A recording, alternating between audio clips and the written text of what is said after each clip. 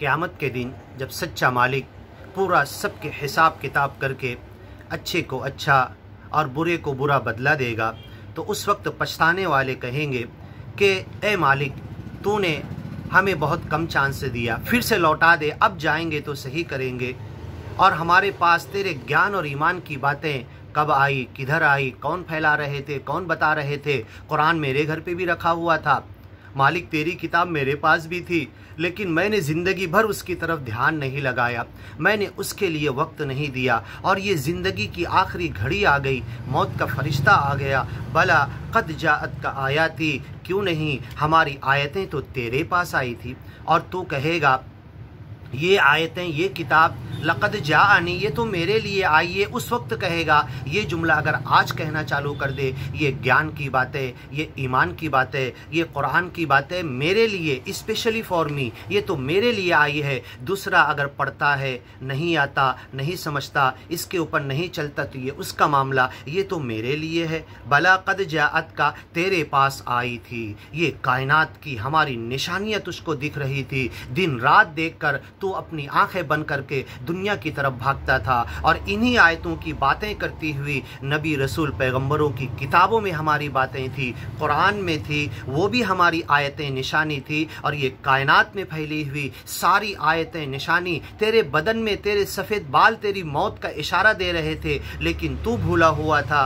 कद जाअत का आयाती, मेरी हर किस्म की निशानियाँ तेरे पास आई, तेरे करीब में आई, तेरे बदन में आई, तेरे ख्याल जहन में आई, तेरे दिल में आई। दिन रात तूने उसे देखा, फ़कज़्ज़बत बिहा, तूने झुटला दिया, उसे इनकार कर दिया, उसको ठुकरा दिया, कभी उसकी तरफ ध्यान नहीं दिया। उन निशानियों की तरफ जो कायनात में फैली, उसे देखकर गुजर जाता।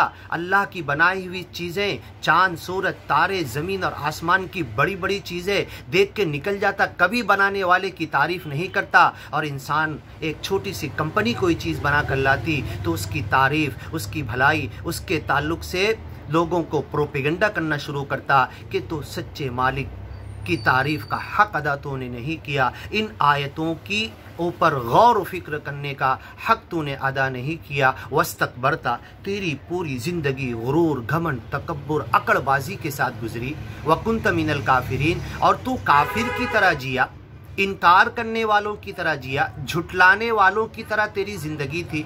एक तो झुटलाने वाला वो होता है, मैं नहीं मानता कुरान को, मैं नहीं मानता नबी मोहम्मद पैगंबर को, मैं नहीं मानता किसी रसूल पैगंबर हज़रत आदम से लेकर आज तक और हज़रत मोहम्मद के बाद से लेकर आज तक जो ज्ञान और ईमान की बातें कर रहे हैं, मैं किसी को नहीं मानता। ये तो खुल्लम खुल्ला झुटलाने वाले हैं। लेकिन कुछ ज्ञानी और ईमानी वो लोग हैं, अपने आप को मुस्लिम कहने वाले लोग हैं, अपने आप को ज्ञान और कुरान कबूल करने वाले कहने वाले लोग हैं, लेकिन उनका अमल झुटला रहा है, उनका कौल, उनकी ज़बान नहीं झुटला रही, उनकी ज़िंदगी झुटला रही, उनका सुबह शाम झुटला रहा है, उनका उठना बैठना, उनका सोना जागना, उनका बिजनेस, तिजारत, धंधे, कारोबार और दुनिया की तरफ भागना, उनका अमल ये झुटला रहा है कि ये ज्ञान की बातें कोई काम की नहीं, ये कुरान की बातें हमारे लिए नहीं, ये नबी रसूल पैगम्बरों की ज़िंदगी वो गई थी अलग आखिरत के लिए, हम तो दुनिया के लिए जिएंगे, ये प्रैक्टिकली तुमने झुटलाया था।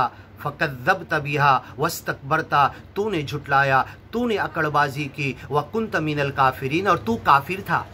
अरे मैं तो मुस्लिम था, मेरा नाम मुस्लिम, मेरा बाप मुस्लिम, मेरा ख़ानदान मुस्लिम, सीना ठोक कर 7 पीढ़ी 7 ख़ानदान तक मैं कहता हूँ सब मुस्लिम। लेकिन अल्लाह कह रहा तू झुटलाने वाला है, तू अकड़बाजी करने वाला है, तू काफिर है। ये कैसे हो गया कि मैंने कभी जिस पर ईमान लाया उसके ताल्लुक से 1 सेकंड, मिनट, घंटा, वक्त कुछ नहीं दिया, और उसके लिए अपनी ज़िंदगी का कोई वक्त लगाकर अपनी कामयाबी के रास्ते पर नहीं गया, तो अल्लाह कहेगा तू झुटलाने वाला है, तू अकड़बाजी करने वाला है। व कुंत मिनल काफिरीन, आज तेरा अंजाम काफिरों के साथ होने वाला है। व यौमल क़ियामा, क़यामत के दिन, तरल्लदीन कज़बू, जो झुटलाने वाले, एक तो मुँह से झुटलाने वाले और एक अमल से झुटलाने वाले, अल्लाह कज़बू अलल्लाहि, जिन्होंने अल्लाह की नेमतों को झुटलाया, अल्लाह की बातों को झुटलाया, अल्लाह की इताअत को झुटलाया, अपने शहादत को झुटलाया।